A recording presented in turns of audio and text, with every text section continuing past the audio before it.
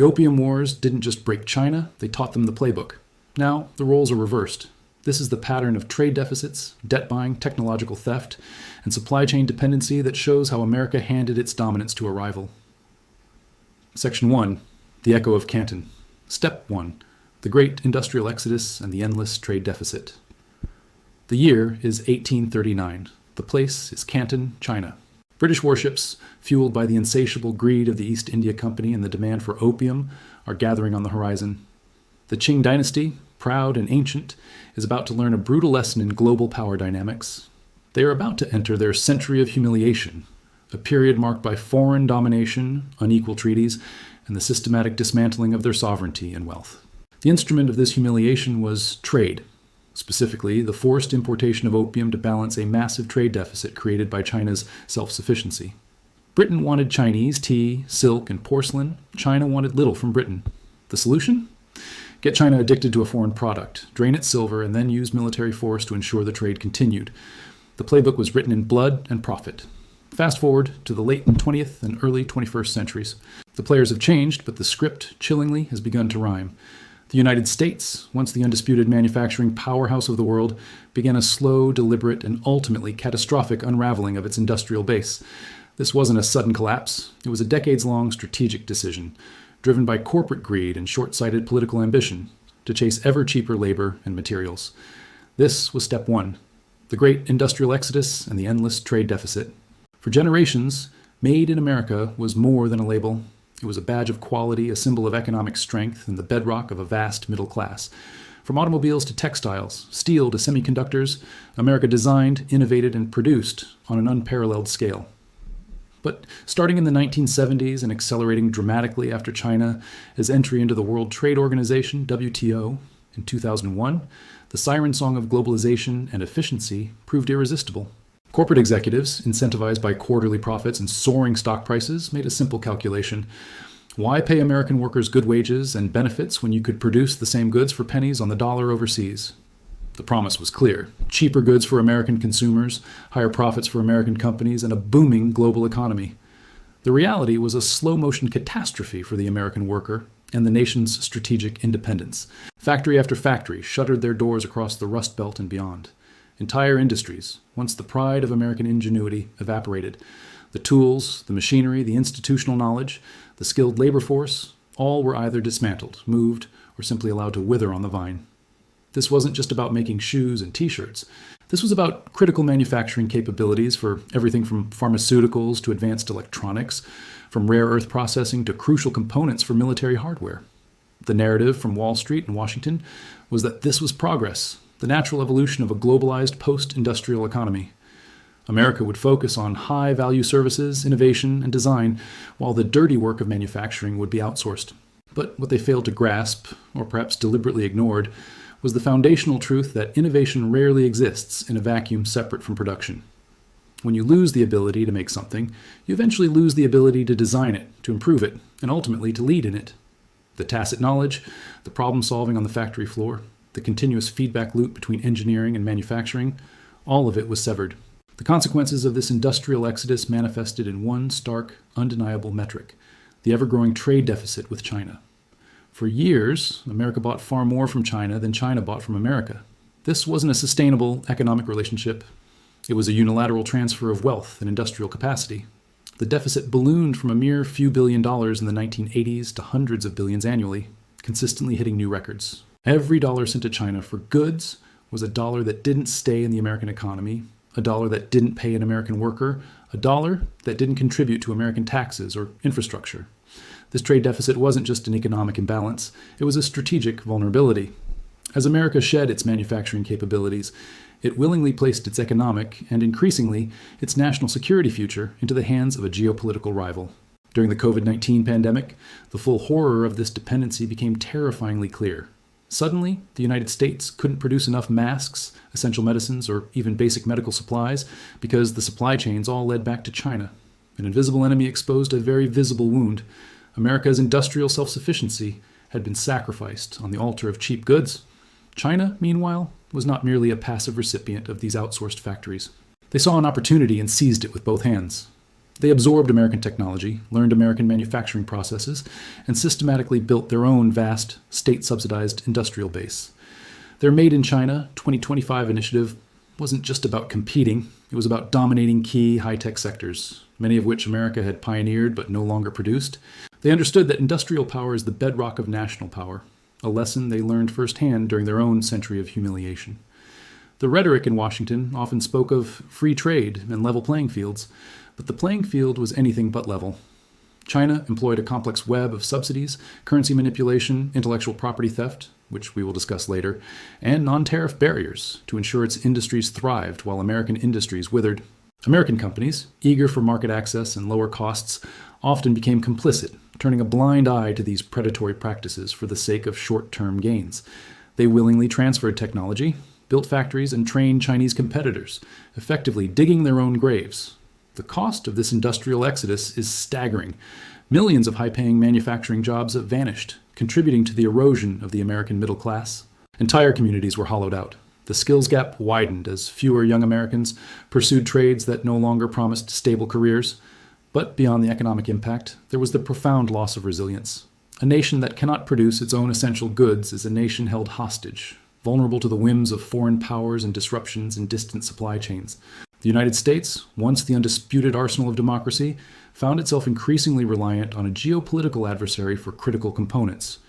What happens when the chips for advanced military systems are made in China? What happens when rare earth minerals, essential for modern technology and defense, are almost entirely controlled by China? The answer is simple. You lose your industrial edge, and with it, your military superiority becomes increasingly fragile. The Opium Wars taught China the price of industrial weakness. America, by giving away its factories, was now learning the same lesson, but on the other side of the ledger. This first step was the slow, steady bleeding out of America's productive heart. Section 2, the creditor-debtor trap. Step 2, China buying America's debt and strategic assets. The relentless flow of dollars from America to China, fueled by the vast trade deficit discussed in the first section, created an unprecedented financial phenomenon. China accumulated enormous surpluses of US dollars. Hundreds of billions, then trillions. This wasn't just pocket change, it was an immense pool of capital, and China, with cold, calculated precision, began to deploy it in a way that further cemented its rising power and America's burgeoning dependency. This was step 2, China buying America's debt and strategic assets. Where did all these dollars go? Much of it went into buying U.S. Treasury bonds. For years, China became America's largest foreign creditor, holding trillions of dollars in U.S. government debt. This relationship was often described as mutually assured financial destruction. China needed America to keep buying its goods, and America needed China to keep financing its spending. But this mutual dependency was inherently asymmetrical and deeply insidious for the United States. Think about it. As America outsourced its production, it concurrently increased its government spending, often running massive budget deficits. Who financed these deficits? In large part, China.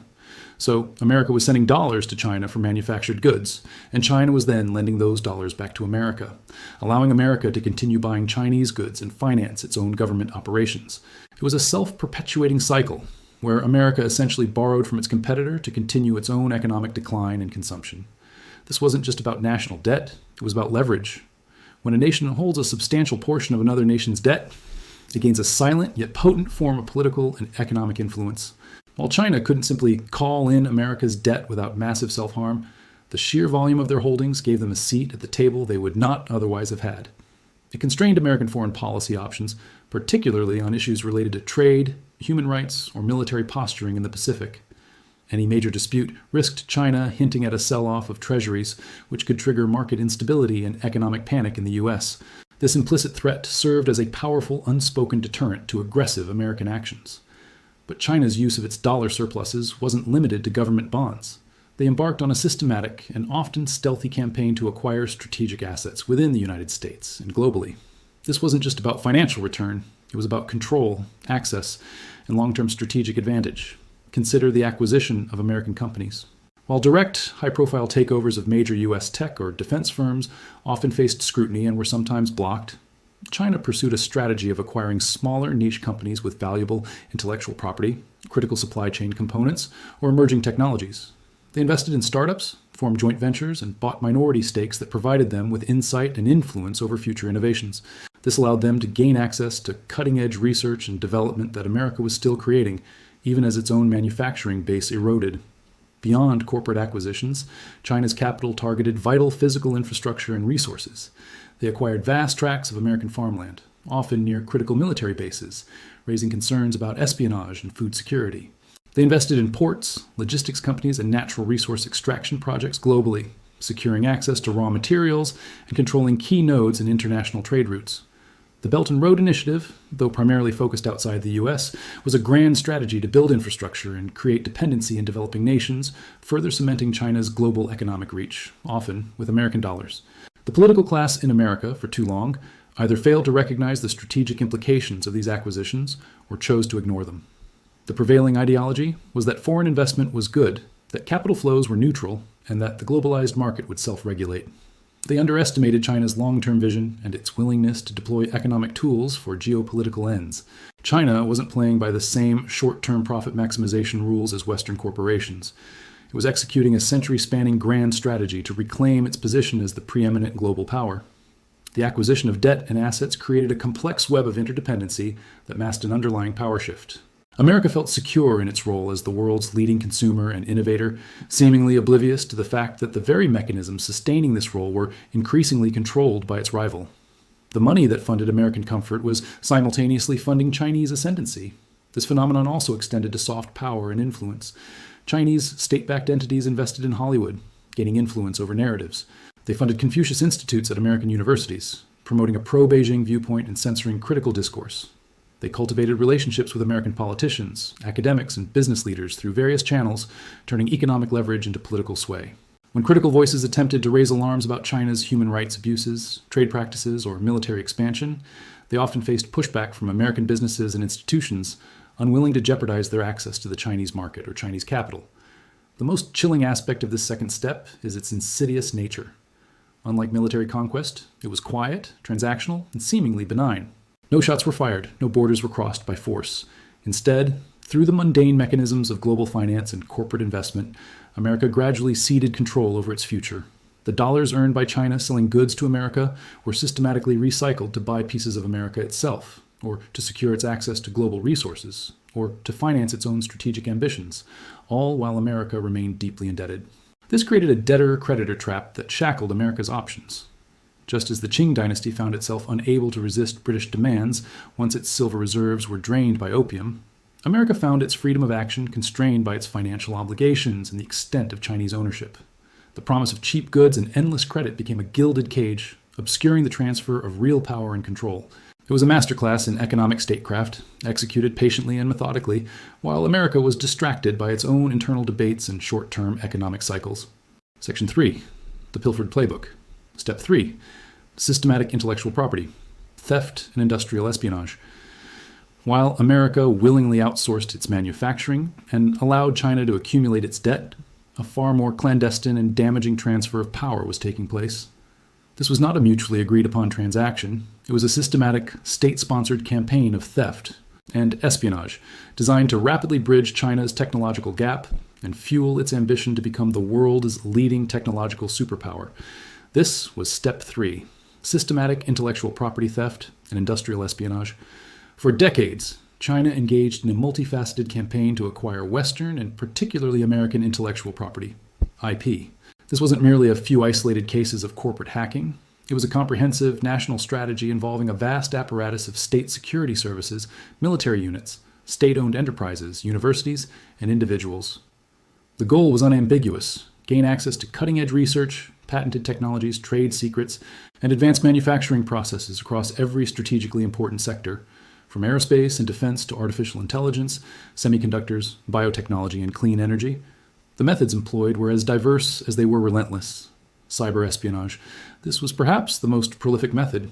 Advanced Persistent Threat, APT groups, often linked directly to the People's Liberation Army, PLA, or the Ministry of State Security, MSS, launched sophisticated cyber attacks against American corporations, government agencies, and research institutions. They stole blueprints for advanced weapon systems, designs for next-generation microchips, formulas for pharmaceutical drugs, and proprietary software codes. The scale of these breaches was staggering, impacting virtually every major industry. Forced technology transfer. For American companies wanting to access China's massive market, a common requirement was to enter into a joint venture with a Chinese partner. Often, these agreements came with explicit or implicit demands to transfer proprietary technology to the Chinese partner, effectively handing over years of R&D for market access. American companies, eager for market share, often complied, sacrificing long-term competitive advantage for short-term profits. Reverse engineering. China openly encouraged and facilitated the reverse engineering of foreign products.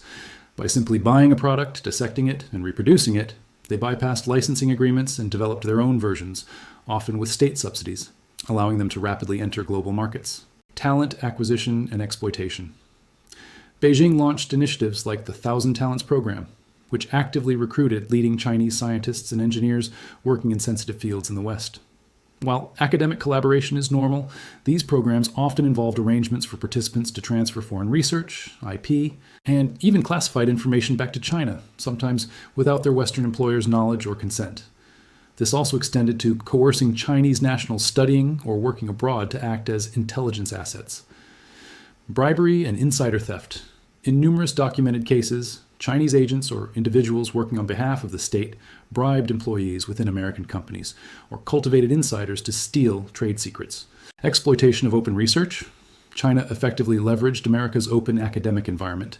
Researchers from Chinese institutions would collaborate with American universities, gaining access to cutting-edge publicly funded research, which was then applied to China's state-sponsored industrial and military development. The impact of this systematic theft cannot be overstated. It allowed China to accelerate its technological development by decades, bypassing the immense costs and time associated with organic innovation. Instead of investing billions in fundamental research for every new technology, they simply acquired it through illicit means. This dramatically skewed the playing field, making it incredibly difficult for American companies operating under the rule of law to compete fairly. The stolen IP wasn't just used to produce cheaper consumer goods, it was directly integrated into China's military modernization. Designs for advanced fighter jets, missile technology, naval systems, and cyber warfare capabilities all bore uncanny resemblances to their American counterparts, often appearing years or even decades after major cyber breaches against U.S. defense contractors. This meant that the U.S. military, which had invested trillions in developing its technological edge, found its advantage rapidly eroded by a rival that had simply stolen the blueprints. The pilfered Playbook also had a chilling effect on American innovation. Companies became hesitant to invest heavily in R&D if they knew their breakthroughs could be stolen and replicated by Chinese competitors within months. The immense financial resources and strategic focus China dedicated to this effort were unparalleled, creating an environment where fair competition became virtually impossible. This was not a matter of simply catching up. It was a deliberate strategy to leapfrog ahead using stolen knowledge. For too long, the U.S. government and corporate sector were slow to recognize the true scale and intent of this campaign. Companies prioritized market access and short-term profits, often downplaying or concealing IP theft to avoid jeopardizing their operations in China. The U.S. government, under various administrations, struggled to formulate a coherent and effective response, often limited by diplomatic considerations and the complexity of attribution in cyber warfare. The systematic theft didn't just cost American companies billions of dollars, it undermined the very foundation of America's economic dynamism and national security. Innovation is the lifeblood of a competitive economy and a superior military. When that innovation can be stolen with impunity, the incentive to create diminishes and the power balance shifts. China's century of humiliation taught them the bitter lesson of being technologically outmatched. Their counter-strategy, executed against America, was to ensure that they would never again be caught flat-footed by superior foreign technology. They simply took it, making America's technological edge not a hard-won advantage, but a temporary loan, which they unilaterally decided to confiscate. This was an economic war waged in cyberspace and corporate boardrooms, and for far too long, America was losing it, unaware of the full scope of the pilfering. Section 4. The Supply Chain Chokehold. Step 4. America's addiction to Chinese supply chains. With America's industrial base hollowed out and its intellectual property systematically pilfered, the stage was set for the final and perhaps most critical step in this reversal of fortunes. Step 4. America's addiction to Chinese supply chains. This dependency became a chokehold, transforming what was once an economic advantage for corporations into a profound strategic vulnerability for the entire nation. The pursuit of lean manufacturing and just-in-time inventory systems, combined with the relentless drive for lower costs, led American companies to consolidate their supply chains. The vast majority of these chains eventually led to China. This wasn't just about final assembly, it was about the foundational components, the intermediate goods, the raw materials, and the specialized processing necessary for virtually every modern product. Consider the following critical sectors. Pharmaceuticals. The COVID-19 pandemic laid bare America's perilous reliance on China for essential medicines and their active pharmaceutical ingredients, APIs. A staggering percentage of critical drugs, including antibiotics and pain relievers, were sourced from China. If China chose to restrict these exports, America's healthcare system could face immediate and catastrophic shortages. Rare earth minerals. These 17 elements are indispensable for almost all modern technology, from smartphones and electric vehicles to advanced weaponry, fighter jets, and precision-guided munitions. China controls over 80% of the world's rare earth processing capacity and a significant portion of the mining. America, once a producer, allowed its own rare earth mining and processing capabilities to atrophy, making it almost entirely dependent on China for these vital resources, electronics and semiconductors. While America still designs cutting-edge chips, much of the manufacturing, assembly, and packaging of these semiconductors and the vast ecosystem of components they rely on is concentrated in Asia, with China playing a dominant role. A disruption to the supply chain, whether by natural disaster, pandemic, or geopolitical conflict, could cripple industries from automotive to defense. Critical manufacturing inputs. Beyond specific sectors. China became the dominant global producer of a bewildering array of foundational inputs, everything from specialized chemicals and plastics to basic electronic components, industrial machinery parts, and even mundane items like nuts, bolts, and specialized tools. These are the unsung heroes of manufacturing. Without them, entire production lines elsewhere grind to a halt. This addiction to Chinese supply chains was hailed by corporate leaders as efficient and profitable. They argued that it minimized costs, optimized logistics, and allowed them to deliver cheaper products to consumers. What they failed to acknowledge, or perhaps consciously ignored, was the national security implication of putting all of America's eggs in one basket, especially when that basket was held by a rising geopolitical rival. The risks are multifold. Economic coercion. China gained immense leverage to exert economic pressure. By threatening to restrict exports of critical components or raw materials, Beijing could influence American foreign policy decisions, retaliate against trade actions, or punish companies deemed politically unfavorable. Supply chain. Resilience. Any major global disruption, a pandemic, a natural disaster, or a conflict in the South China Sea, would have cascading effects, immediately impacting American industries and consumers. The COVID-19 pandemic provided a stark preview of this vulnerability, leading to empty shelves, production halts, and frantic efforts to reshore critical manufacturing. Military vulnerability. The reliance on Chinese components for defense systems introduced a profound and unacceptable risk. This wasn't just about direct military hardware. It was about the microchips, the rare earths, the specialized alloys, and even the textiles used in uniforms. These dependencies created potential points of failure, sabotage, or intelligence compromise within America's own defense apparatus. Technological stagnation. The concentration of manufacturing in China meant that much of the innovation in process technology, material science, and advanced manufacturing techniques was now happening in China.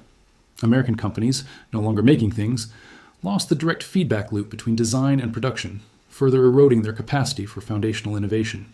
The concept of strategic autonomy became a buzzword in Washington only after the dependencies became undeniable. For decades, the prevailing belief was that globalization inherently led to peace and mutual prosperity, and that complex supply chains were too interconnected to be weaponized. China, however, proved this assumption dangerously naive. They understood that controlling the arteries of global trade and manufacturing inputs conferred a power far more subtle yet equally potent as military might. The century of humiliation taught China the bitter taste of having its markets forced open and its internal affairs dictated by foreign powers wielding economic and military leverage. Their counter-strategy, patiently executed against America, was to reverse this dynamic. By becoming the indispensable factory of the world controlling the flow of vital goods and components, China gained the ability to exert its will without firing a shot. American companies, in their quest for profit, became complicit in building this chokehold. They invested heavily in Chinese facilities, trained Chinese workers, and optimized their global logistics around Chinese production. They created a situation where disentangling from China became an incredibly complex, costly, and time-consuming endeavor, a logistical and economic nightmare that Beijing could exploit. This addiction to Chinese supply chains is a direct consequence of the previous three steps. The industrial exodus created the vacuum, China's buying of debt provided the capital for its expansion, and IP theft ensured China could produce high-tech goods. Now, America found itself in a precarious position. its economic and national security future tethered to the very rival it was trying to contain. This final step completed the reversal, making America vulnerable in a way few could have imagined just a few decades prior. Section 5. The Reckoning and the Reversed Playbook. The Future of Power and the Echo of History.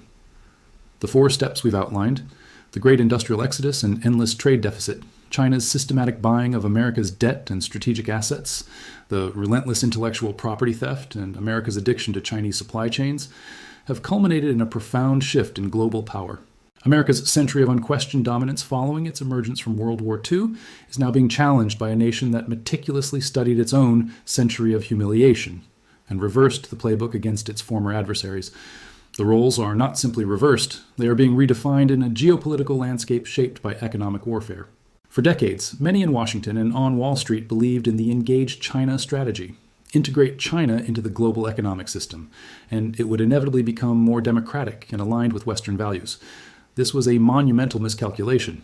China did integrate, but on its own terms, using the tools of globalization to strengthen its authoritarian grip and advance its strategic ambitions. It embraced capitalism externally while maintaining tight state control internally, leveraging the open societies of the West for its own gain. The result is a United States facing a reckoning.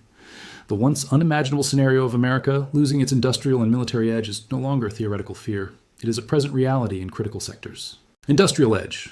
From shipbuilding to rare earth processing, from 5G technology to electric vehicle batteries, China has either surpassed or is rapidly closing the gap on America. Their state-backed industrial policies, long dismissed as inefficient, proved devastatingly effective in achieving national objectives. America is now struggling to rebuild vital industries from scratch, a task requiring immense capital and political will after decades of neglect. Military edge. While the U.S. still possesses the most powerful military in the world, its technological superiority is no longer assured. China's rapid advancements, fueled by IP theft and robust domestic production, mean that in areas like hypersonic missiles, AI-driven warfare, quantum computing, and space capabilities, the gap has narrowed considerably. Furthermore, the reliance on Chinese components for American defense systems creates a severe point of vulnerability and potential compromise. The notion of America as the arsenal of democracy becomes tenuous when its arsenal relies on the production lines of its primary adversary. Economic sovereignty, the vast trade deficit, and the mountains of debt held by China compromise America's economic sovereignty. Decisions about interest rates, currency valuation, and trade policy are no longer made in a vacuum. They must always consider the potential reactions and leverage held by Beijing. This constrains America's ability to act decisively in its own national interest without risking significant economic repercussions. Technological leadership. The systematic IP theft has severely degraded America's technological leadership. While American innovation remains formidable, the ability of China to quickly replicate and scale stolen technologies at lower cost undermines America's competitive advantage. The future of AI, quantum computing, and advanced biotechnology may very well be determined by which nation can harness and produce these technologies most effectively, not just invent them. The Opium Wars, a brutal lesson in forced trade, economic dependency, and military humiliation, shaped China's understanding of global power. They saw how a self-sufficient nation could be broken by economic leverage backed by force. They vowed never to repeat that mistake. In the decades following the opening of China by Western powers, they developed a sophisticated, patient, and comprehensive strategy to reverse the tables. They incentivized foreign investment, but extracted technology. They welcomed foreign markets, but built their own industries. They accumulated foreign currency, but used it to buy strategic influence and assets. Now, as China asserts its power on the global stage, the echoes of that historical playbook resonate. The roles are indeed reversed. America, like the Qing dynasty, finds itself facing an economic power that uses trade, debt, and technological prowess to exert influence and shift the global order. The question for America is whether it can learn from this new century of humiliation and reclaim its industrial and military independence. The path forward is arduous and fraught with challenges: reshoring and friendshoring, a concerted national effort to rebuild critical manufacturing capabilities at home and among trusted allies, diversifying supply chains away from China. This will be expensive and require significant government incentives and private sector commitment.